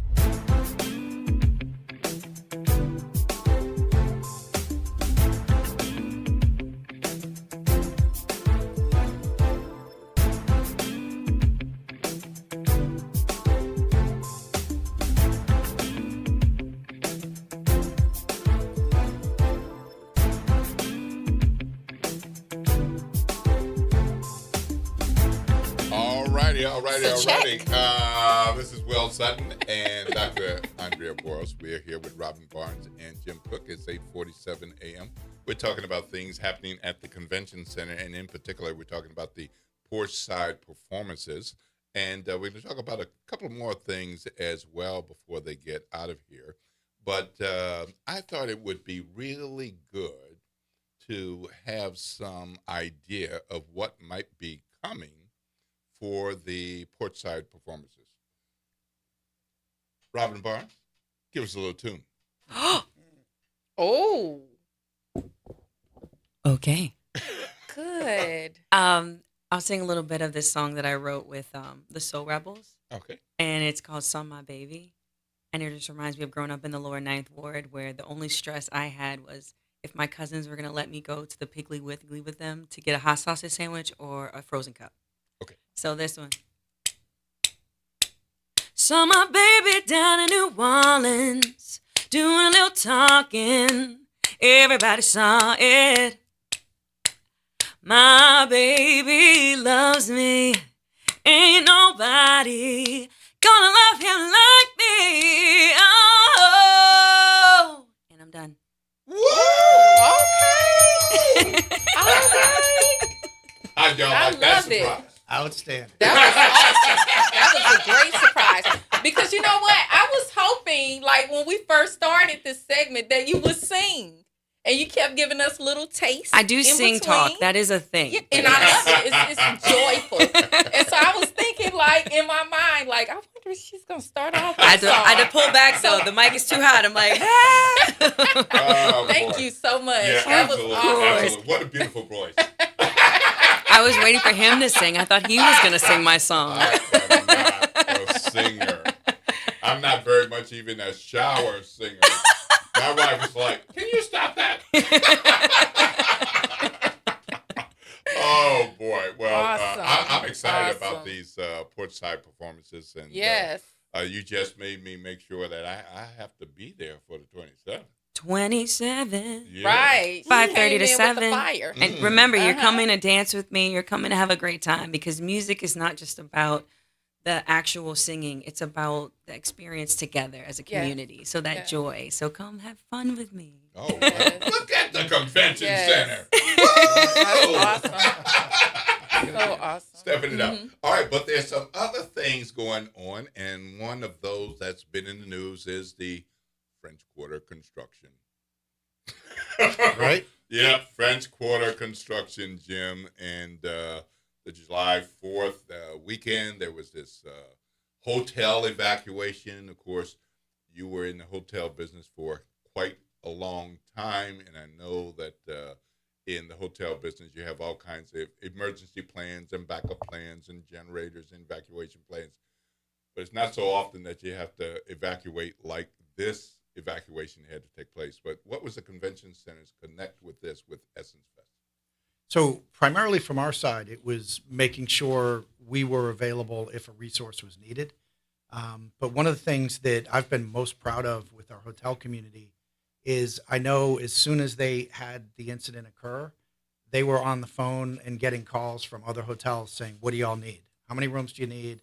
Do we need to get folks somewhere?" And everybody coming together, knowing how important it was to make sure these folks got taken care of. And I've been through a couple of those individual hotel instances in my time here in New Orleans where we've had to do that as a hotel community, and it really is inspiring how everybody comes together to make things happen. I think what it does mean from a convention center standpoint is we're trying to sell the city is helping folks understand that one, things do happen, right? And any city is susceptible to a problem with an electrical a transformer or that type of thing.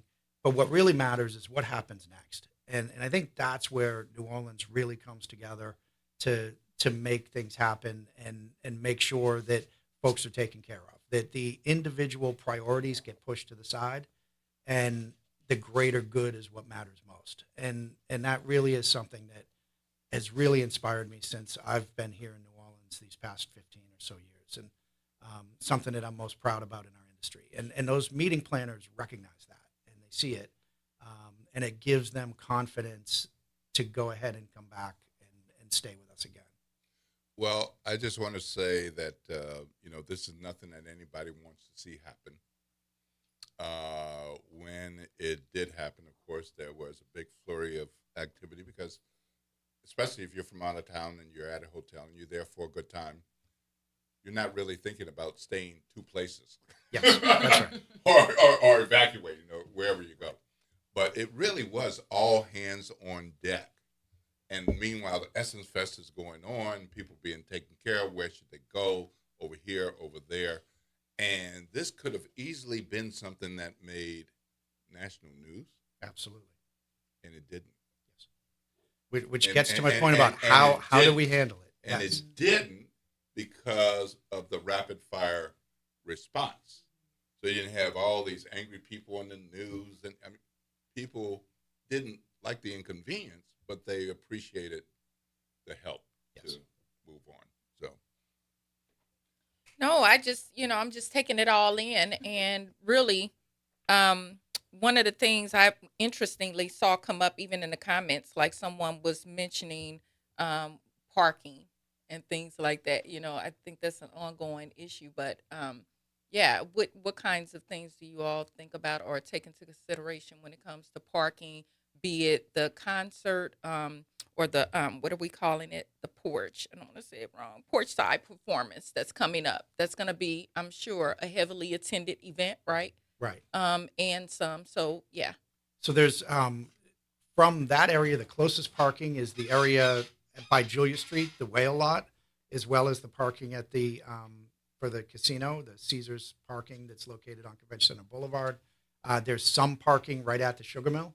So there's a smaller lot there that if you can get one of those. There's also street parking all around each of those side streets, John Churchill Chase and Andrew Higgins, as well as along St. Peter's. So there will be parking there. We have our lots down on the other side of the Mississippi River Bridge. So we've got over 1,000 spots in that area, and it's only a 3 or 4 minute walk from that parking lot down to where we're hosting the middle part of the convention center, where we're hosting the event. Before you go, give us an update on the hotel. Pretty big deal for the future of the convention center, the future of the River District, the future of New Orleans. Where do we stand? So we're continuing with our approval processes. We expect August to be a big month for us with a couple of items coming before City Council to finalize our approvals. We had a successful meeting on the street acquisition for that one block of John Churchill Chase last week with the City Planning Commission, and they voted to support that. So we've continued to make our progress along the way, and are continuing to look forward to a groundbreaking in the fall. So we're making sort of each of the key components, and we're working closely with our partners at Omni Hotels and Resorts to make sure everybody's comfortable with moving ahead with the construction. So you feel like it's on track, addressing the concerns, and going to have a path forward for this to proceed. Yes, yeah, we are. Okay. And like we've talked about, I think one of the things the neighbors were worried about was parking, and Omni increased the amount of parking, and they also adjusted the direction that the vehicles will enter and exit on Convention Center Boulevard instead of coming out onto St. Peter's, which would have potentially affected traffic behind the hotel. So I think the community, I really am grateful for the feedback that we got from the community as we went through the process, and feel like this is something that, these are big projects, and it's, everybody's going to have a little bit of concern, but I think addressing the most important things to folks was the key to moving this along. Okay. Well, congratulations on moving from the hotel side to the convention center side and having the Essence Festival experience. Are you looking forward to next year? I am. I'm looking forward to it, and I've got lots of ideas for my team already on things we can do as we partner with them. So. All right. So one more time, let's talk about Porchside Performances. It's Thursdays in August, and which days and who do we have? So we have August 6th at 5:30 p.m. Big Sam's Funky Nation will be on stage.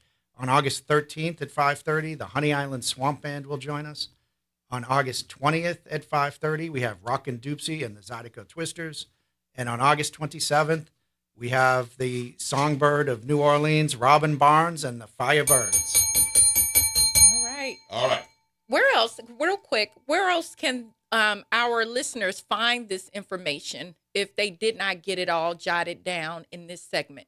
So on our website, which is mccno.com, you can go to that, and if you'd like, you can put /concert-series, or just check the website. You'll be able to find it. Okay, thank you. New album, Louisiana Love. Yes. How about 8 bars or so? Oh, well, let me tell you about the album All right, real come on, quick. come on. So, Ninth Generation Louisianian, I found out through discovering of a tumor that I realized that, we can't take life for granted. And the way my family passes everything down is through oral tradition from eldest daughter to eldest daughter. And at that time, my daughter was only 3. And you think you have your entire life to teach her all these stories. So I decided if God would give me the chance to continue to be healthy, I will work on something that will be important about preserving our culture. So this album is that. This album is a musical journey through our Louisiana culture, our New Orleans culture. We have Skull and Bones, who never get recorded. They blessed this album to kick off, to call upon the ancestors to guide people through the album. We have Zydeco, we have Creole French, we have it from the journey of it all goes back to New Orleans is where I've grown up in my home. So we have Ivan Neville, we have Big Frida, we have Sizzle, we have the Soul Rebels. Oh my goodness. And we also have the most important one is Big Chief Monk Boudreaux, who gives the blessing of how I'm bringing this to the culture. So this album is really something I feel is a celebration of life, and I'm excited to perform it at this festival. And I hope everyone listens to it. So it's Louisiana Love.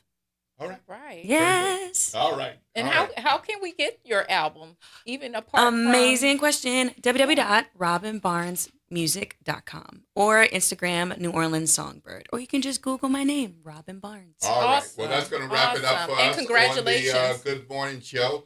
Thank you all for Yeah. coming and sharing with us today. Looking forward to that concert series over at Portside Performances at the Convention Center. That's going to be a wrap for Will Sutton and Dr. Andrea Boyles.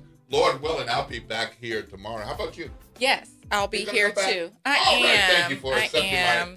my additional invitation. Oh. All right, well, we're going to call it a wrap. Get ready for the front porch. After that, Tavis Smiley and then the G-Man on the reality check.